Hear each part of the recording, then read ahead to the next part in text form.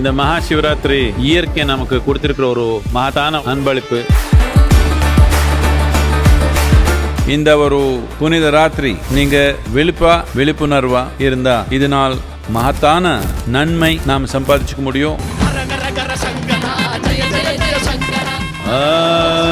இந்த ஒரு நன்மை தமிழ் மக்களுக்கு எல்லாமே சேரணும்ன்றதே என்னுடைய ஆசை, என்னுடைய அருள்.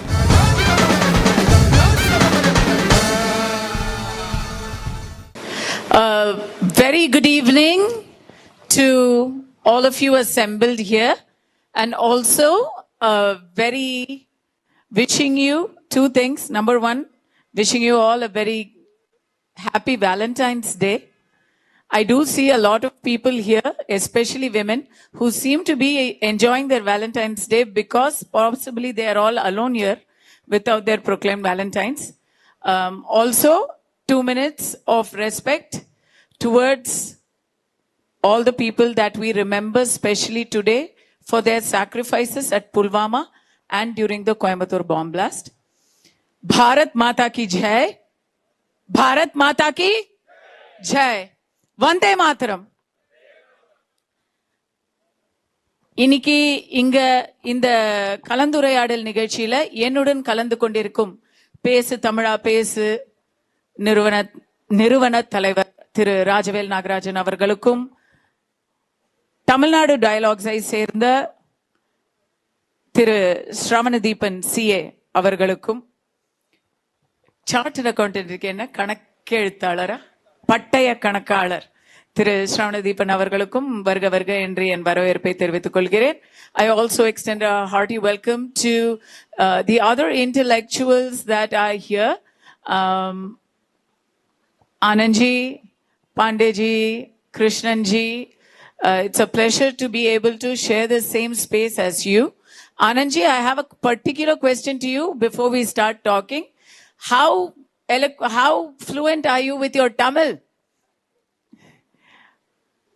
So if I conduct this in Tamil, which I would like to, because this is about Tamil Nadu media and its responsibility and the power and the impact that it wields in the issues of law, order, and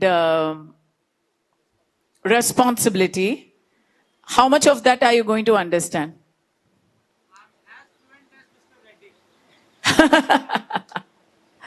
So perhaps you should engage somebody to tell you what's going on, because perhaps we may bring about something about Mr. Anand Rangarajan that he is not going to understand. No? So you'll be a scapegoat and you're never going to understand it. Okay? But I will conduct most of it in Tamil. We will try to incorporate a little bit of English.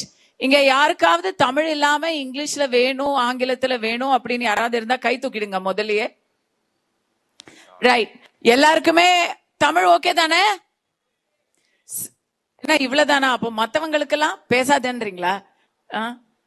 எல்லா கையும் தூக்குங்க. Tamil. Yes, overwhelming majority by voice vote. So let's begin without further ado. இன்றைக்கு எப்பொருள் யார் யார் காண்பினும் அப்பொருள் மெய்ப்பொருள் காண்பது அறிவு என்ற கூற்றுக்கு ஏற்ப நாட்டுல விதவிதமா செய்திகள் யார் யாரோ எப்படியோ சொல்லிக்கிட்டு இருக்கிறாங்க. இன்னைக்கு நம்ம கையிலேயே அந்த செய்திகள் விழுந்துருது. அதெல்லாம் உண்மைதானா? அதுல இருக்கக்கூடிய உண்மை, அந்த உண்மைக்கு பின்னாடி இருக்கக்கூடிய பின்னணி என்ன என்ற விஷயங்களை எல்லாம் ஆராய்ந்து நமக்கு அதை செய்தியாக கொடுக்கக்கூடிய ஊடகங்களின் மிகப்பெரிய பொறுப்பை பற்றி நம்ம பேச போறோம். இன்னும் சொல்ல போனா ஃபோர்த் எஸ்டேட் அப்படின்னு சொல்லுவாங்க. நம்முடைய அரசாங்கத்தின் 3 தூண்களான சட்டமன்றம், நிர்வாகம், நீதிமன்றம் என்ற 3மே சரியாக பணி செய்கிறதா? அப்படி செய்யும் பொழுது அதற்கு தட்டி கொடுத்தும், செய்யாத போது அதற்கு குட்டி கொடுத்தும் மக்கள் இந்த ஜனநாயகத்தில் முழுமையான பயனை அடைகிறார்கள் அப்படின்னு சொல்லணும்னா அதற்கு அந்த நான்காவது தூணான ஊடகத்துறை, பத்திரிகை துறை அவங்களுடைய வினய் ரொம்ப ரொம்ப முக்கியமானது. So I'd like to open the discussion by asking why that is the case. ஏன் ராஜவேல் நாகராஜன் சார் இப்ப எத்தனை வருஷமா பேசு தமிழான்னு எத்தனை வருஷம் பேசினாரு? பிறந்ததுல இருந்து அரசியல் பேசுனீங்களா? ஒரு 10 வருடங்களா பேசிட்டு இருக்கேன். 10 வருடங்களா? நானும் 10 வருடங்களா அரசியல் விமர்சகரா இருக்கிறேன். நீங்க வந்து ஒரு விஷயத்த ஒரு செய்தியை நீங்க கொடுக்கும் பொழுது உங்களுக்கு அத நடுநிலையா கொடுக்க முடியுதா? உங்களை மட்டும் இல்லாம இன்னைக்கு வந்து பாத்தீங்கன்னா, உதாரணத்துக்கு சொல்றேனே, பீகார்ல இருந்து வந்த ஒரு மைக்ரண்ட் கம்யூனிட்டி, நீங்க கிட்ட வாங்க பரவாயில்ல, நம்மள ஒருத்தர் நெருங்கியே இருக்கலாம். ஒரு சில நாட்களுக்கு முன்னாடி போன வாரம் மனசை உலுக்கிய ஒரு சம்பவம் என்னன்னா, பீகார்ல இருந்து ஒரு புலம்பெயர்ந்த ஒரு குடும்பம் வந்து இங்க ஒரு மிகப்பெரிய ஒரு அவலத்தை சந்தித்தார்கள். தாக்குதலையும் பாலியல் ரீதியான வன்முறையும் அவங்க சந்தித்தார்கள். அதுல ஒரு 2 உயிர் போச்சு. இப்படிப்பட்ட இடத்துல ஒவ்வொருத்தரும் செய்தியை எல்லாரும் சொன்னாங்க. ஒரு குடும்பம், ஒரு கணவன், ஒரு மனைவி, ஒரு குழந்தை அப்படிங்கிற செய்தியை எல்லாரும் சொன்னாங்க. ஆனா அந்த செய்தியில அவங்கள தாக்கியதும் அவர்களை சேர்ந்தவர்கள் அப்படிங்கறத ஒரு நரேட்டு ஒருத்தங்க எடுக்கிறாங்க. சட்டம் ஒழுங்கு வந்து சரியா இல்ல, இதனால யாரா இருந்தாலும் யார் தாக்கினாலும் அது குற்றம் தான் அப்படின்ற ஸ்டாண்டை இன்னொருத்தர் எடுக்கிறாங்க. செய்தியை சொல்வதை தாண்டி இதை ஒரு வழக்கை விசாரித்து தீர்ப்பு கூட எழுதுறாங்க. இது எங்கேந்து வருது? இதோடைய வேர். ஓகே, இதோட வேர் நான் தொடர்றதுக்கு முன்னாடி முதல்ல இந்த அமர்வில் ஒரு விஷயத்த சொல்லிட்டு நான் இந்த டாபிக் உள்ள வரலாம்னு நினைக்கிறேன். எப்போதுமே இங்க இருக்கக்கூடிய ஊடகங்கள் ஒரு சார்பாக ஒருதலை பட்சமாக நடந்து கொண்டேதான் இருக்கிறார்கள். தொடர்ச்சியாக இங்கு இந்துத்துவா சித்தாந்தத்தின் மீது ஒரு மிக கடுமையான தாக்குதலை அவர்கள் நிகழ்த்தி கொண்டே இருக்கிறார்கள். ஹோப் இந்த கல்லூரியினுடைய முதல்வர், இந்த கல்லூரியினுடைய நிறுவனர், அரங்காவலர் அவங்க எல்லாம் இங்க இல்லைங்கிறதுனால நான் மீண்டும் ஒரு முறை இந்த டிஸ்க்ளைமரை சொல்லிக்கிறேன். இந்த மேடையில் நான் பேசக்கூடிய கருத்துக்களுக்கு Tamil Nadu dialogues, Tamil Nadu BJP professional cell, அதோடு மட்டுமல்லாமல் ராஜவேல் நாகராஜன் ஆகிய நானும் மட்டுமே பொறுப்புங்கிறத சொல்லிட்டு நான் சொல்றேன். இதே திருச்சியில் சீதாலட்சுமி ராமசாமி கல்லூரியில் இளங்கலை பட்டம் பெற்று இந்தியாவில் ஒரே பிரதமருக்கு கீழ் 9 முறை நேரடியாக பட்ஜெட்டை தாக்கல் செய்த நிர்மலா சீதாராமன் அவர்களை இந்த ஊடகங்கள், இங்க இருக்கக்கூடிய இடதுசாரிகள், காமரேடுகள், தோழர்கள் ஊர்கா மாமி அப்படின்னு சொல்லி குறிப்பிடுறாங்க. ஓகே, ஊர்கா மாமியா இருக்கிறது தப்பு இல்ல, ஊரை அடிச்சு உலையில போடுறதுதான் தப்பு. அது வந்து ஒரு பெருமைக்குரிய விஷயம் என்று நான் இந்த இடத்துல பதிவு செஞ்சுட்டு நான் இதுக்குள்ளார வரேன். ஏன்னா இங்க இருக்கக்கூடிய நரேட்டிவ்ஸ் எல்லாமே எப்போதுமே ஒருதலை பட்சமாக, இங்க நடுநிலைன்னு ஒண்ணு இல்லைங்கிறத நான் ரொம்ப உறுதியா நம்புறேன். இங்கு ஏன்னா இங்க இருக்கக்கூடிய ஊடகங்கள் தொடர்ச்சியாக மத்திய அரசினுடைய அனைத்து விதமான நலத்திட்டங்களையும் மக்களிடம் கொண்டு சேர்ப்பதில் பாரபட்சமாக செயல்படுகிறார்கள். நீங்க சொன்ன ஒரு இன்சிடென்ட் வந்து ஒரு நார்த் இந்தியன் மைக்ரண்ட் லேபர்ல, அப்கோர்ஸ் அந்த அக்யூஸ்ட், கைது செய்யப்பட்டவர்கள் வட இந்தியர்களாகவே இருக்கட்டும். ஆனால் அன்று கேட்க வேண்டிய கேள்வி என்ன? கொன்றவர்கள் வட இந்தியர்களா என்பதா, அல்லது ஏன் அவர்கள் கொல்லப்பட்டார்கள் என்பதா? ஒரு மைக்ரண்ட் லேபர் குடும்பத்துக்கு இங்க ஏன் பாதுகாப்பு இல்லைங்கிறத டிஸ்கஷன் பண்றதை விட்டுட்டு, இங்க இருக்கக்கூடிய ஃபேக்ட் செக் யூனிட்ல இருந்து இங்க இருக்கக்கூடிய அனைத்து நிறுவனங்களும், அனைத்து செய்தி சேனல்களும் என்ன பேசிக் கொண்டிருந்தார்கள்னா, அவர்களை கொன்றவர்களும் வட இந்தியர்கள் தான். அப்படின்னா வட இந்தியர்களே கொள்ளலாம் தமிழ்நாட்டில் அப்படின்னு நம்ம புரிஞ்சுக்கணுமா? என்ன கேட்க வராங்க அப்படிங்கிறது ஒரு மிகப்பெரிய கேள்வியா இருக்கு. இதுல மட்டும் இல்ல, தொடர்ச்சியாக இங்க இருக்கக்கூடிய ஊடகங்கள் ஒருதலை பட்சமாகவே செயல்பட்டு கொண்டிருக்கின்றன. ஒரு நிகழ்வை நான் சொல்லணும்னு நினைக்கிறேன். ஒரு செவி வழி செய்தி தான். மறைந்த முன்னாள் தமிழக முதல்வர் கருணாநிதி அவர்களும் தமிழகத்தில் ஆகச்சிறந்த ஒரு அரசியல் சாணக்கியராக இருந்த ஐயா சோ ராமசாமி அவர்களும் ஒரு முறை சந்தித்து பேசிக்கொண்ட ஒரு பர்சனல் கான்வர்சேஷன் சொல்லுவாங்க. என்னன்னா, கருணாநிதி ரொம்ப பெருமையா சொன்னாராம், இந்த மாதிரி மாறனுடைய மகன்கள் தொலைக்காட்சி தொடங்க போகிறார்கள் அப்படின்னு. அதற்கு சோ சொன்னாரா, அவங்க தொலைக்காட்சி தொடங்குறது இருக்கட்டும், நீ ஒரு விஷயத்த பண்ணணும். இனிமே தமிழ்நாட்டில் யார் தொலைக்காட்சி தொடங்கினாலும் அங்கு வேலை பார்ப்பவர்கள் உன்னுடைய சித்தாந்தத்தை சார்ந்தவர்களாக இருக்க வேண்டும்னு. தமிழ்நாடு அப்படித்தான் இருக்கிறது. வேலை பார்ப்பது வைகுண்டராஜனுக்கு, விசுவாசம் அண்ணா அறிவாலயத்துக்கு. வேலை பார்ப்பது பாரிவேந்தருக்கு, விசுவாசம் அண்ணா அறிவாலயத்திற்கு. வேலை பார்ப்பது அம்பானிக்கு, அதானிக்கு, ஆனால் விசுவாசம் அண்ணா அறிவாலயத்திற்கு. யாருக்கு வேலை பார்த்தாலும் இங்க இருக்கக்கூடிய ஊடகங்களை வழிநடத்தக்கூடிய பொறுப்பில் இருப்பவர்கள் அவர்களுடைய விசுவாசத்தை அண்ணா அறிவாலயத்துக்கு தான் காட்டிக் கொண்டிருக்கிறார்கள். ஏன் எத்தனையோ டெலிவிஷன் டிபேட்ஸ்ல நம்ம பாக்குறோம், நீங்க பேசக்கூடிய விவாதங்களா இருக்கட்டும், அல்லது நான் இந்த விவாதங்களுக்கு செல்வதை நிறுத்தி பல வருடங்கள் ஆயிடுச்சு. ஏன்னா இந்த விவாதங்களை நெறியாளர் என்ற ஒருவர், அவரும் கூட யார் தான் அப்படின்னா, அவர் யாருடன் சேர்ந்து கொள்வார்னா, இங்க திமுகவின் சார்பாக யார் வருகிறார்களோ அவர்களுடைய அணியில் சேர்ந்து கொள்வார். இடமறிச்சு சொல்லணும். நீங்க இப்ப 4 நிமிஷமா பேசிட்டீங்க, வலதுசாரியா பேசிட்டீங்க.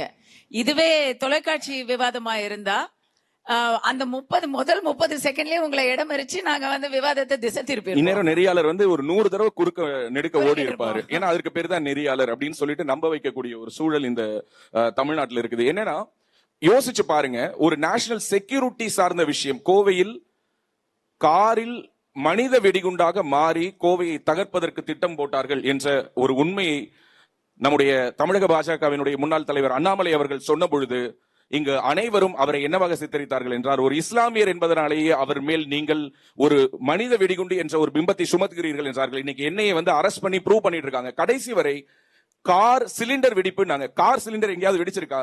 அந்த பாய் என்ன சிக்கன் 65 கடை நடத்திட்டு இருந்தாரா கார் சிலிண்டர் வெடிக்கிறதுக்கு? ஒரு ஹியூமன் பாமா மாறுறதுக்கான முயற்சியில் ஈடுபட்ட ஒருவர், அவர் கொண்டு சென்ற வெடிபொருள் வெடித்து சிதறி ஒரு விபத்து ஏற்பட்டால் கூட இங்கு நாம் என்னவென்று சொல்கிறோம்? கார் சிலிண்டர் வெடிப்பு என்று. எப்படிப்பட்ட ஒரு அபாயகரமான சூழலில் தமிழ்நாடும் தமிழ்நாட்டு ஊடகங்களும் இருக்கின்றன என்பதற்கு இது ஒரு உதாரணம். இதை தாண்டி எல்லோருக்கும் புரியக்கூடிய ஒரு உதாரணத்தை சொல்றேன். இன்னைக்கு எந்த செய்தி சேனல் எடுத்தீங்கனாலும் அதனுடைய நெறியாளர் பேசும் பொழுது ஒன்றிய அரசு என்றுதான் சொல்கிறார். இந்த ஒன்றிய அரசுங்கிற நரேட்டிவ் யாருடையது? நீங்கள் ஒண்ணும் இல்ல. இந்த திமுக அரசு பொறுப்பேற்ற 2021ஆம் ஆண்டுக்கு முன்பாக இதே செய்தி சேனல்கள்ல நடந்த விவாதங்களை போய் பாருங்க. அவங்களுடைய யூடியூப் பேஜஸ்ல இருக்கு. எனக்கு தெரிஞ்ச தமிழ்நாட்டிலேயே ஒரே ஒரு செய்தி ஆசிரியர் மத்திய அரசு என்று அப்போதும் சரி இப்போதும் சரி குறிப்பிடுபவர் என்றால் அது அண்ணன் ரெங்கராஜ் பாண்டே மட்டும்தான். அவரை தவிர மீதி எந்த ஒரு செய்தி ஆசிரியருக்கும், எந்த ஒரு செய்தி முதன்மை ஆசிரியருக்கும், தொலைக்காட்சியை வழிநடத்தக்கூடிய பொறுப்புல இருக்கிறவங்களும் ஒன்றிய அரசுங்கிறீங்க. அப்ப மத்தியில் இருக்கிறது ஒன்றிய அரசுனா தமிழ்நாட்டில் இருக்கிறது குன்றிய அரசான்னு கேட்கணும் தானே? கேட்கறதுல என்ன தப்பு? திமுக செட் பண்ணக்கூடிய நரேட்டிவ் பேசுறதுக்கு இங்க இருக்கக்கூடிய ஊடகங்கள் இருக்குதுன்னா அது தமிழ்நாட்டை மிகவும் ஆபத்தான போக்கை நோக்கி எடுத்துட்டு போகுது. யூ ஒன்ட் பிலீவ், பல செய்தி சேனல்கள்ல அங்க நிர்மலா சீதாராமன் அம்மா பட்ஜெட் வாசிக்கிறதுக்கு முதல் நாளே ரெக்கார்டிங்கே முடிச்சுட்டாங்க. நகைச்சுவைக்கெல்லாம் சொல்ல பேசி முடிச்சுட்டான். இது பணக்காரர்களுக்கான பட்ஜெட், இது இந்தியாவுக்கு எதிரான பட்ஜெட், இது ஏழைகளை வஞ்சிக்கும் பட்ஜெட், இது தமிழ்நாட்டை வஞ்சிக்கும் பட்ஜெட். இது எல்லாத்தையும் முன்னாடியே ரெக்கார்ட் பண்ணி வச்சாங்க. ஏன்னா அவன் இதுதான் சொல்ல போறான்னு தெரியும். சன் நியூஸ்ல வேற ஏதாவது மாத்தி புதுசாக சொல்ல போறாங்க? தமிழ்நாட்டுக்கு நல்ல விஷயங்கள் வந்திருக்கு, நல்ல திட்டங்கள் கொடுத்திருக்காங்க, வளர்ச்சி முன்னேற்றம், இதற்கான ஒரு பட்ஜெட் என்று சொல்லவா போறாங்க? சோ இப்படியான ஊடகங்கள் ஒருதலை பட்சமாக செயல்பட்டு ஒரு கருத்தியலை தொடர்ந்து நசுக்குவதை இங்க இருக்கக்கூடிய மக்கள் இன்று உற்று நோக்குகிறார்கள். எனக்கு இதுல ஒரு வகையில சந்தோஷம் தான். எங்க எதிர்ப்பு இருக்குதோ அங்கதான் தண்ணி இன்னும் வேகமா பாயும். சோ அப்போ இப்படியான தடைகளை நாம் வரவேற்கிறோம். இன்னும் இவர்கள் நிறைய தடுத்தால் தான் இப்படிப்பட்ட குரல்கள் ஒலிக்கும், இப்படிப்பட்ட மேடைகள் கிடைக்கும் நான் நம்புறேன். சோ அதனால உறுதியா சொல்றேன், இங்க இருக்கக்கூடிய ஊடகங்கள் ஒருதலைபட்சமாக, மிக ஒருதலைபட்சமாக செயல்படுகிறது. இதை நான் ஸ்ரவன் கிட்ட கேட்க விரும்புறேன். பட் அதுக்கு முன்னாடி இத உங்ககிட்ட கொஞ்சம் மறுபடி நான் வருவேன். பட் இத ஸ்ரவன் கிட்ட நான் கேட்க போறேன். நீங்க சொல்றது எல்லாரும் ஒருதலைபட்சமாக இருக்கிறார்கள் அப்படின்னு நீங்க சொல்றீங்க. So there is a huge ecosystem that works as the paid servant, the paid media of the ruling regime, right? அப்படி ஏன் இருக்கு? I understand that there is power and wealth and several compulsions that the media may face, which is why they are constrained and compelled to work in a certain manner. Yeah? And the compulsions enna? And why are we not able to counter it? Why is the right wing or why? See, BJP ஒரு ruling கட்சி தானே, அதுவும் ஒரு ஆளும் கட்சி தானே. திமுகவுக்கு ஒருதலைபட்சமா இருக்கு அப்படின்னு நீங்க சொல்றீங்க. பிஜேபிக்கு எதிராக இருக்கு, ஒன்றிய அரசுன்னு சொல்லுது, மத்திய அரசுக்கு எதிராக இருக்குன்னு ராஜவேலா அவர்கள் சொல்றாங்க. அப்ப ஏன், where is the counter and why is it not loud enough? Hello, okay. இப்போ இதுக்கு பதில் சொல்றதுக்கு முன்னாடி ஒரு குட்டி சர்வே எடுக்கிறேன். இப்போ சர்வே சீசன், பேப்பர்ல பார்த்தாலும் சர்வே, டிவியில பார்த்தாலும் சர்வே, யூடியூப்லயும் சர்வே வருது. எவ்வளவு பேர் அண்டர் 35 இருக்கீங்க? 35 வயசுக்கு கீழே இருக்கீங்க இல்லையா? இப்போ எவ்வளவு பேர் உங்களோட முந்தைய ஜெனரேஷன் உங்களோட அதிகமா பேப்பர் படிச்சாங்க, நீங்க கம்மியா படிச்சீங்கன்னு சொல்லுவீங்க? எவ்வளவு பேர் உங்க முந்தின ஜெனரேஷன் உங்களோட நிறைய பேப்பர் படிச்சாங்க, நீங்க கொஞ்சம் கம்மியா படிக்கிறீங்கன்னு எவ்வளவு பேர் சொல்லுவீங்க? சரி, அடுத்து இப்ப எவ்வளவு பேர் உங்களுக்கு டிவி டிபேட்ஸ் ரொம்ப ஆர்வமா பார்த்து அதனால இன்ஃப்ளூயன்ஸ் ஆவீங்க? பார்க்கறது ஓகே, பார்த்துட்டு அந்த எதிர்கருத்தும் கேட்பீங்க. எவ்வளவு பேர்? ஹேண்ட்ஃபுல், என் கையில எண்ணிடலாம் அவ்வளவு பேரை. ஸோ இப்போ இது என்ன ஆயிடுச்சுன்னா, முதல்லலாம் எங்க தாத்தா காலத்துலலாம் வந்து இந்த ஹிந்துல லெட்டர்ஸ் டு எடிட்டர் காலம் வரும் இல்லையா? அந்த காலம்ல ஒரு விஷயம் சொன்னா கார்பரேஷன்ல இருந்து ஸ்டேட் கவர்மெண்ட் வரைக்கும் மரியாதையா எடுத்துட்டு பண்ணுவாங்க. இப்போ இங்க இவர் சார் சொல்ற மாதிரி எல்லாரும் ஒரே மாதிரி நீங்க நீங்க எடுத்த ஓமையே தப்பு. இப்ப ஹிந்துல லெட்டர் டு தி எடிட்டர் எழுதுனா அத வந்து நாங்க வீட்டுக்குள்ள ஒரு ரூம்குள்ள பயன்படுத்துறோம். அப்படி ஆயிடுச்சு. ஹிந்து வாங்குறதே கஷ்டமாயி போச்சு. பட் பாயிண்ட் என்னன்னா, அந்த மாதிரி பவர் இருந்த ஒரு மீடியா இன்னைக்கு ஹிந்து லெட்டர் டு தி எடிட்டர்லாம் தனியா ட்விட்டர்ல வந்து அவங்க குடும்பத்தை சேர்ந்தவங்களை மால் பாரதி மேடமே எழுதிக்கிட்டு இருக்காங்க. சோ அவர் போட்டோ எடுத்துக்கிட்டு இருக்காருங்க. அவர் பாவம் செல்ஃபி எடுக்கிறதுக்கும் சார் அவர் போட்டோ எடுத்துக்கிட்டு இருக்காரு பார்க்ல வாக்கிங் போகும்போது. இவ்வளவு பேர் அண்டர் 35 பேப்பர் படிக்க மாட்டேன்றாங்க. நான் பாக்குற சார்ட் அக்கவுண்டன்டா சொல்றேன், நிறைய TV businesses, media businesses, news businesses, government circulation, government ஆட்ஸால தான் ஓடுதே தவிர சர்க்குலேஷன் நம்பர்ஸ் பயங்கர டிராஸ்டிக்கா குறைஞ்சிருக்கு. இங்க இருக்கிற ஸ்டூடெண்ட்ஸ் சொல்றேன், நீங்க இந்த ஜேர்னலிசம் சைடு போறீங்கன்னா உங்க கரியரை பார்த்துக்கோங்க, நான் ஒரு ஜென்டில் அட்வைஸ் சொல்லுவேன். பட் பாயிண்ட் இஸ், கிரெடிபிலிட்டி தானா குறைஞ்சிட்டு வருது ஒரு சைடு பாக்குறோம். இப்ப நிறைய பேர் நியூஸ் டிபேட்ஸ் பார்க்கும்போது என்ன சொல்றீங்க, இவங்க நமக்கு பிடிச்ச மாதிரி பேசினாங்கன்னா எந்த சார்பாவனா இருக்கட்டுமே, யூ வில் see that. இல்ல இவங்க 5000 கொடுக்கறது நல்லதுன்னு ஒருத்தவங்க சொல்றாங்க, உங்களுக்கு அது பிடிக்கலன்னா இவன் சும்மா வேலை போயிட்டான்னு சொல்லிட்டு விட்டுருவோம். கிரெடிபிலிட்டியே காலி ஆயிடுச்சு, நியூஸ் இண்டஸ்ட்ரியே காலி ஆயிடுச்சு. இது வந்து தமிழ்நாட்டில் நடக்கிற ரொம்ப பெரிய உண்மை. And post Covid only one paper has improved it's circulation post Covid. All others have failed. 20 சொல்ல முடியாது, வேணாம், உங்களுக்கு தெரியும், நிறைய பேர் அதான் படிப்பீங்க. பட் ஆனா ஒரு மலர்ந்திருக்கிற பேப்பர் மட்டும்தான் சர்க்குலேஷன் இன்க்ரீஸ் ஆயிருக்கு. இல்ல நம்ம சொல்லலாம், அதுல ஒண்ணும் இது இல்லை. ஏன்னா இப்போ ரஜினி அவர்கள் சொன்னதே இந்த இடத்துல நம்ம கோட் பண்ணலாம். முரசொலி படிக்கிறவங்க திமுக கட்சிக்காரனா இருப்பான், துக்ளக் படிக்கிறவங்க அறிவாளியா இருப்பான் அப்படின்னு அவர் சொன்னாங்க ரஜினி அவர்கள். அது போல தினமலர் படிக்கிறவங்க எந்த காரணத்துக்காகவும் படிக்கும் பழக்கத்தை விட்டு கொடுக்காதவர்கள் அப்படின்னு இருக்கலாம். அதுல வந்து எந்த அரசியலும் இல்ல. கோவிட தாண்டி ஒருத்தங்க வந்து, ஏன்னா கோவிட்ல எல்லார் கையிலயும் போன் வந்துருச்சுங்க. சின்ன பிள்ளைங்களுக்கு நம்ம நியூஸ் பேப்பர் கொடுக்கற இடத்துல நம்ம போனை கொடுக்க ஆரம்பிச்சிட்டோம். அதை தாண்டி ஒரு பேப்பரை படிக்கணும் அப்படின்னு சொன்னா அதுக்கு அவங்க ரொம்ப கொள்கை வீரர்களா இருக்கணும். பிஹேவியரல் பேட்டர்ன் பார்ப்போம். கோவிட் போது எல்லாரும் ஃப்ரீயா தானே வீட்டுல தானே இருந்திருப்பாங்க முக்காவாசி பேர். ஐடியலா சும்மா இருக்கிறவங்க பேப்பர் வாங்கி தானே வாங்கியிருக்கணும். ஏன் குறைஞ்சதுன்னா ட்ரஸ்ட் இல்ல அப்படின்றதுதான் ஒரு சர்வே சொல்லுது. Nobody trust the news. அது நியூஸா சும்மா ஐட்டமா பார்த்துட்டு போறாங்க. சோ இவங்க என்ன பண்ணி வச்சிருக்காங்க, இந்த மாதிரி எல்லா ஆளையும் ஒரே இடத்துல ஆக்சுவலி அரசியலையும் நாட்டு நடப்பையும் தெரிஞ்சுக்கிறதுக்காக பத்திரிக்கை படிக்கிறவங்க ஒரு கணிசமான ஆட்கள் இருந்தா கூட பெரும்பன்மை யாரையும் நம்ம வந்து, ஒவ்வொருத்தருக்கும் ஒவ்வொரு இது இருக்கும், ஒவ்வொருத்தருக்கும் ஒவ்வொரு தேவை இருக்கும். கணிசமான மக்கள் வந்து விளம்பரம் பாக்குறதுக்காக, சினிமா விமர்சனம் பாக்குறதுக்காக, அன்னைக்கு தங்க விலை நிலவரம் என்னன்னு பாக்குறதுக்காக, இந்த மாதிரி நிறைய விஷயங்களுக்காக நம்ம வந்து பேப்பர் படிப்போம். சரிங்களா? அதனால அதெல்லாம் தேவையில்லாம போயிடுச்சு கோவிட் டைம்ல. நாட்டு நடப்பை கவனிக்கிறதுக்கு ஸ்ரவண், ராஜவேலு, கஸ்தூரி பார்ப்பாங்க, இவங்க எல்லாரும் பார்ப்பாங்க, அவங்க எல்லாம் தினமலர் வாங்கிட்டு இருக்காங்க. அதான் உண்மை. கவுண்டர் ஏன் இல்ல? என்னுடைய கேள்வி அதுதான். ஏன்னா we have only 5 minutes left. ஏன் ஒரு வலதுசாரிய மிகப்பெரிய, நான் அவரையுமே சேர்ந்த 2 பேரும் சேர்ந்தே கேட்கிறேன். திமுகவுடைய ஈகோ சிஸ்டம் வளர்ந்திருக்கு. இங்க தமிழ்நாட்டுல அதிமுகவுடைய ஆட்சி எத்தனையோ வருடங்களா இருந்திருக்கு. எம்ஜிஆர் அவர்கள், அதுக்கப்புறம் இவங்க தொடர்ச்சியாக 11 வருடம் இருந்த ஆட்சியும் நம்ம பார்த்திருக்கோம். So longest serving regime has been ADMK. இருந்தாலும் இன்னைக்கு திமுக நீக்கமற எல்லா இடத்துலயும் நிறைஞ்சிருக்கு. அவங்களுக்கு தேவையான நியூஸ் மட்டும் அவங்களுடைய ஊடகங்கள், அவங்க சார்பு ஊடகங்கள்ல வருதுன்னா ஏன் கவுண்டர் இல்ல? இல்ல இது கவுண்டர் இல்லைன்னு சொல்ல முடியாது. இது என்னன்னா பொதுவா அனைத்து அண்ணா திராவிட முன்னேற்ற கழகம் ஆட்சி நடக்கும் பொழுது அம்மையார் ஜெயலலிதா அவர்கள் இருந்தது வரை தமிழ்நாட்டில் எத்தனையோ குரல்கள் ஒலிக்காமல் தான் இருந்தது.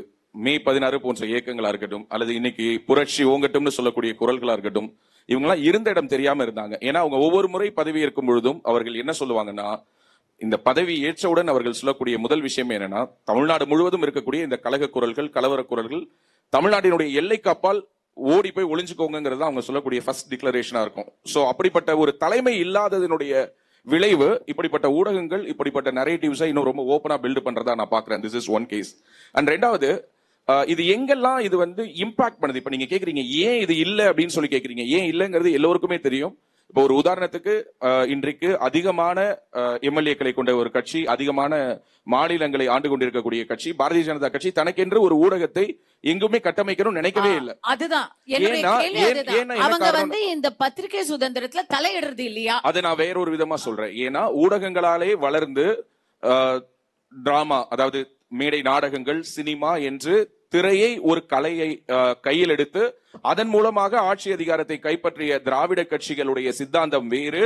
களத்தில் இறங்கி மக்களோடு நின்று அவர்கள் மறந்து போன அவர்களுடைய வேர்களை மீண்டும் நினைவுபடுத்தி ஆட்சிக்கு வந்த பாரதிய ஜனதா கட்சியினுடைய பயணம் என்பது வேறு.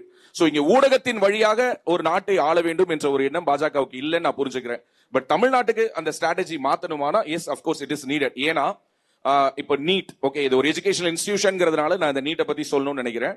இப்போ நீட்னால உயிரிழந்த குழந்தைகளை பற்றி இங்கு பேசாத ஊடகங்கள் கிடையாது. வாரக்கணக்கில் இந்த ஊடகங்கள் அவர்களை பற்றி செய்திகள் போட்டிருக்கிறாங்க. அந்த இறந்து போன குழந்தைகளுடைய உயிரை நான் மதிக்கிறேன், அந்த பெற்றோர்களுடைய உணர்வை நான் மதிக்கிறேன். ஆனால் இதே தமிழ்நாட்டில் இருந்து அகில இந்திய அளவில் நீட் தேர்வில் பிரபஞ்சன் என்ற மாணவர் முதலிடம் பெற்ற பொழுது எத்தனை ஊடகங்கள் அந்த பிரபஞ்சனுடைய பேரை திரும்ப திரும்ப சொன்னார்கள் என்ற ஒரு கேள்வியை நான் இந்த இடத்துல முன்வைக்கிறேன். நான் என்ன சொல்றேன், நீங்க அனிதாவை பத்தி பேசுங்க, இறந்து போன சகோதர சகோதரிகளை பத்தி பேசுங்க, நம்ம குடும்பத்து பிள்ளைகள் தான், அவர்களை தவறாக வழிநடத்தியவர்கள் யார் என்று பேசவோ, அல்லது நாங்க ஆட்சிக்கு வந்தோம்னா முதல் கையெழுத்திலேயே நாங்க நீட்டை நீக்கிடுவோம்னு சொன்னவங்களை பத்தியோ பேசுறதுக்கு உங்களுக்கு முதுகெலும்பு இல்லைனாலும் குறைந்தபட்சம் பிரபஞ்சனை பத்தி பேசுறதுக்கும் பிரபஞ்சனை பத்தி 10 பேட்டி எடுத்து போட்டீங்கன்னா அந்த பேட்டியின் வழியாக ஒரு தன்னம்பிக்கையை நீங்கள் இங்க இருக்கக்கூடிய மாணவ சமுதாயத்திடம் ஊட்டலாம் இல்லையா? அதை செய்யறது கூடவா உங்களுடைய ஊடகங்கள்ல அனுமதி இல்ல? அதை செய்யறது கூடவா உங்களுடைய ஊடகங்களை நடத்தக்கூடிய உங்களுடைய ஊடக முதலாளிகள், அந்த பெரும் முதலாளிகள் உங்களுக்கு அனுமதி கொடுக்கலங்கிற ஒரு கேள்வியை நான் முன்வைக்கணும்னு நினைக்கிறேன். ஏன்னா இப்ப நீட்டுங்கிறது ஒரு டிஸ்கஷன், ஒரு டிபேட்டா தொடர்ந்து போயிட்டு இருக்கு. இப்போ மீண்டும் தேர்தல் வரப்போகுது. இந்த முறையும் அதே வாக்குறுதியை அவர்கள் தூக்கி கொண்டு வரதான் போகிறார்கள். அப்போ அதுல நம்பி ஏமாற போறது யாரு? அதே நீட்டை ஆதரிக்கக்கூடிய கார்த்தி சிதம்பரம். ஏன்னா அவங்களுடைய அம்மா தான் சுப்ரீம் கோர்ட்ல வழக்காடி அந்த நீட்டுக்கு ஆதரவான தீர்ப்பை பெற்று கொடுத்தவங்க. சோ அப்படிப்பட்ட ஒரு பொருந்தாத ஒரு கூட்டணி இதே வாக்குறுதியை மீண்டும் எடுத்துக்கொண்டு வரும். நம்முடைய மாணவர்கள் இதை நம்பி ஆதங்கங்களை நீங்க வந்து வரிசையா வச்சுக்கிட்டே இருக்கிறீங்க. But the question I have is, இப்போ திருவள்ளுவர் சொல்லியிருக்காரு, ஓர்ந்த கண்ணோடாது இறை புரிந்து யார் மாட்டும் தேர்ந்து செய்வதே முறை. எந்த ஒரு பாரபட்சமும் இல்லாம எது உண்மையோ அதை ஒரு பக்கம் மட்டும் பார்க்காம எந்த உண்மையோ அதை அறிந்து அதற்கேற்ப அரசாள்வதுதான் முறை அப்படின்னு திருவள்ளுவர் சொல்லியிருக்காரு. அதற்கான வாய்ப்பே இங்க கிடைக்காததுக்கு காரணம், அதுக்கு வாய்ப்பே இல்லை இங்க அப்படிங்கறத நீங்க முன்னெடுத்து வைக்கிறீங்க. நான் அதை தான் உங்ககிட்ட கேட்டேன். ஐ திங்க் நானே அதுக்கான என்னுடைய தாட்ஸையும் சொல்றேன். இங்க அதற்கான வாய்ப்பு நிறைய இருந்தாலும் அந்த வாய்ப்புகள் வெளியே வரணும்னா அதுக்கு முதல்ல என்கரேஜ்மெண்ட் வேணும். தமிழ்நாட்டை பொறுத்த வரைக்கும் இது நான் வந்து இத உங்களோட சேர்ந்து இந்த பேனல்ல உங்க எல்லாரையுமே சேர்த்து நான் இதை வந்து கேட்கிறேன். தமிழ்நாட்டை பொறுத்த வரைக்கும் நம்ம இந்தியா முழுக்க இருக்கக்கூடிய ஊடகங்களை பத்தி பேசல, தமிழ்நாட்டை எடுத்துக்கும். தமிழ்நாட்டை பொறுத்த மட்டில் ஒரு சாணக்கியா, ஒரு பேசு தமிழா பேசு, இன்னும் அங்கொன்றும் இங்கொன்றுமாக பப்ளிகேஷன்ஸ் சொன்னா மறுபடியும் மலரு மணி அப்படின்னு ஏதோ ஒரு கை விரலில் எண்ணக்கூடிய அளவில் தான் ஓப்பனாகவே வலதுசாரியாக ஆளும் மத்திய அரசை, அவர்களுடைய திட்டங்களை மக்களுக்கு அந்த உண்மையை எடுத்து சொல்லும் ஊடகங்களாக செயல்பட்டு கொண்டிருக்கின்றன. பாண்டியசாரியும் நான் கேட்கிறேன், ஏன் எந்த இடத்துல என்கரேஜ்மெண்ட் இல்லையா? இங்க இருக்கக்கூடிய சூழல் ஒரு ரெயின் ஆஃப் டெரரா? பயமா இருக்கா? இல்ல விளம்பரம் ஏதாவது வராது, பொழப்பு நடக்காதுன்னு பயமா இருக்கா? இல்ல இங்க வந்து அந்த ஊடகங்களை நடத்துறதுக்கு லைசன்ஸ் கிடைக்காதா? இல்ல பொருளாதாரமாக ஏதாவது இன்வெஸ்டர்ஸ் ஒரு சன் டிவி மாதிரி, ஒரு கலைஞர் டிவி மாதிரி நீங்க பெரிய பெரிய இன்வெஸ்டர்ஸ் இல்லையா? இல்ல உங்களுக்கு ஆள் கிடைக்கலையாங்க? நீங்க வலதுசாரியா ஒரு ஊடகத்தை ஆரம்பிக்கணும்னு சொன்னாலும் அதுல வேலைக்கு செய்ய வர்றவங்கெல்லாம் இந்த இடதுசாரி ஈகோ சிஸ்டத்துல படிச்சு அந்த ஒரு சித்தாந்தத்தோட வர்றவங்களா? இதுல எது இல்ல இது எல்லாமேவா? சார் சொல்லுங்க. இல்ல அண்ணன்ட்ட நீங்க கேட்ட கேள்விக்கு நானே பதில் சொல்லிடுறேன். அதோட சேர்த்து நிறைவுக்கு கொண்டு வந்துடலாம் நினைக்கிறேன். திரு ரெங்கராஜ் பாண்டே அவர்கள் பற்றி அண்ணன் சீமான் அவர்கள் ஒரு பேட்டியில் ஒரு கருத்து சொன்னார். பிரசாந்த் கிஷோர் பாண்டேவுக்கு தெரிந்ததை விட தமிழ்நாட்டினுடைய மூளை முடுக்குகள் என்னுடைய தம்பி ரெங்கராஜ் பாண்டேவுக்கு தெரியும். அவரை விட ஒரு மிகச்சிறந்த ஒரு ஸ்ட்ராட்டஜிஸ்ட் இருக்க முடியுமான்னு கேட்டார். எதுக்காக இதை நான் சொல்றேன்னா, நான் உட்பட எதிர் திசையில் நின்று அவர் வலதுசாரி சித்தாந்தத்தை ஆதரிக்கிறார் என்ற ஒரே காரணத்திற்காக, அவர் ஒரு தேசியவாதியாக இருக்கிறார் என்ற ஒரே காரணத்திற்காக, அவருடைய சமூக பின்னணியின் காரணமாக அவருடைய திறமையை எல்லாம் இருட்டடிப்பு செய்துவிட்டு விமர்சிக்கக்கூடிய ஒரு பெருங்கூட்டத்தின் பிரதிநிதியாக நானும் இருந்திருக்கிறேன் என்ற அடிப்படையில் சொல்கிறேன். இங்கு ரைட் விங் ஜேர்னலிஸ்ட், நான் தேசியத்தையும் தெய்வீகத்தையும் போற்றக்கூடியவன், நான் மத்திய அரசு நல்லது பண்ணா நான் மத்திய அரசுன்னு தான் சொல்லுவேன், நான் ஒன்றிய அரசுன்னு சொல்ல மாட்டேன். மோடி நல்லது பண்ணார்னா நான் மோடிக்கு நான் நன்றி சொல்லுவேன். முக்கியமா நான் பாரத் மாதா கி ஜெய் சொன்னா கூட நான் தமிழ்நாட்டில் சங்கியாக தான் பார்க்கப்படுவேன் ஒரு சூழல் இருக்கும் பொழுது, உண்மையாகவே இங்கு மனதில் தேசியத்தையும் தெய்வீகத்தையும் சுமந்து கொண்டிருக்கக்கூடிய எண்ணற்ற ஊடகவியலாளர்கள் ஒரே நாள்ல நம்மள சங்கின்னு சொல்லிடுவானோ, நம்மள வலதுசாரின்னு சொல்லிடுவானோ, நம்மள மூளை இல்லாதவன் சொல்லிடுவானோ, நம்மள இன்னும் இழிவாக ஏதாவது பேசிடுவானோங்கிற அச்சத்தின் அடிப்படையில் இங்கு பலர் தங்களுடைய அடையாளத்தை சொல்லாமல் இருக்கிறார்கள். இங்கு உள்ளார வராங்க இல்லையா, இங்க எது ஜேர்னலிசம்குள்ளார வராங்க இல்லையா, வரும்பொழுதே நாம் இடதுசாரியாக காட்டிக்கொள்ள வேண்டும். நாம் சர்தார் வல்லபாய் பட்டேலை பற்றி பேசுவதை விட ஃபிடல் காஸ்ட்ரோவை பற்றி பேச வேண்டும். இடதுசாரி என்று காட்டிக்கொண்டு, தோழர் என்று கூறிக்கொண்டு, இப்படியான ஒரு போலியான முகமூடியை அணிந்து கொண்டால் மட்டும்தான் இந்த ஈகோ சிஸ்டம்ல சர்வைவ் ஆக முடியும் இருந்தது. இப்போதுதான் கொஞ்சம் கொஞ்சமாக வெளிச்சம் பிறக்க தொடங்கி இருக்கிறது. இதுக்கெல்லாம் பலமா கைதட்டலாம். ஏன்னா அந்த நீங்க கொடுக்கக்கூடிய அங்கீகாரம் இருக்கு இல்லையா, நான் மறுபடியும் சொல்றேன், இதே ஊர்ல ஏன்னா அதை தொடாம நம்ம முடிக்க கூடாது, நான் முடிச்சிடுறேன். உங்களுக்கு தெரியும் ஸ்ரீரங்கம் எதுக்கோ ஃபேமஸ். கடந்த ஒரு வாரமாக 10 நாட்களாக எல்லா செய்தி தொலைக்காட்சிகளிலும் அவர்களுடைய கல்குவாரி தாங்க இப்ப ஸ்ரீரங்கத்துல ரொம்ப ஃபேமஸ். ஆமா, சோ நேரடியாக ஒரு ஊடகவியலாளரை கேமராவை பிடுங்கி ஒரு எம்எல்ஏ அடிக்கிறாரு. அதுலயே ஒண்ணுமே சொல்லலையே, அவங்களே ஒண்ணுமே சொல்லலையே. ஒரு ஊடகத்தில் நடந்த அந்த சம்பவத்தை பற்றியே மற்ற ஊடகங்கள் பேசாத பொழுது இந்த ஊடகமே பேசல, நெல்சனே பேசல. அதுதான் முக்கியமான இடத்துக்கு இப்பதான் வரீங்க. யார் பேசல? நெல்சன் பேசல. சரி, ஓகே, அவர்தான் அந்த ஊடகத்துடைய தலைவர். அவ்வளவுதான், முடிஞ்சிருச்சு. நன்றி, வணக்கம். சோ ஓகே, ரொம்ப நன்றி. மாற்றம் வருகிறது, வெளிச்சம் தெரிய தொடங்கி இருக்கிறது அப்படின்னு சொல்லி இருக்கிறாரு. உதய சூரியன் மங்கும் வேளையில் வெளிச்சம் மிக அதிகமாக வரும் என்ற நம்பிக்கையோடு I will take the last words in English. As far as this short session has established, this is responsible. We are now clear that responsible media has the biggest responsibility of responsible media is to survive first. And in a hostile environment like Tamil Nadu, where the ecosystem does not encourage neutral media, we have to take sides. So when we take sides, which side is going to have our backs? I think that's the question that everybody has to answer. So once you come out into the open and identify yourself, then we can go back to try and be a responsible report, perhaps, but first we have to take sides. That's a very unfortunate situation that you have to pick a side, that where if you're not with us, then you're against us. That narrative has to first change for people of Tamil Nadu to actually get the news they deserve. And I believe that a regime change will help that change happen into a world that is free. My father, let my country awake. Thank you. உலக தமிழ் சொந்தங்களுக்கு வணக்கம். நான் ராஜவேல் நாகராஜன். பேசு தமிழா பேசு வலையொலியுடைய வளர்ச்சிக்கு நீங்களும் உறுதுணையாக இருக்கணும்னு நினச்சிங்கன்னா இந்த வீடியோடைய டிஸ்கிரிப்ஷனில் இருக்கக்கூடிய ரேசர் பே லிங்கை கிளிக் பண்ணுங்கள். அந்த லிங்க்கில் போயிட்டு உங்களுக்கு விருப்பமான தொகையை பேசு தமிழா பேசுவனுடைய வளர்ச்சிக்கு உங்களுடைய பங்களிப்பாக நீங்கள் கொடுக்கலாம். நன்றி, வணக்கம்.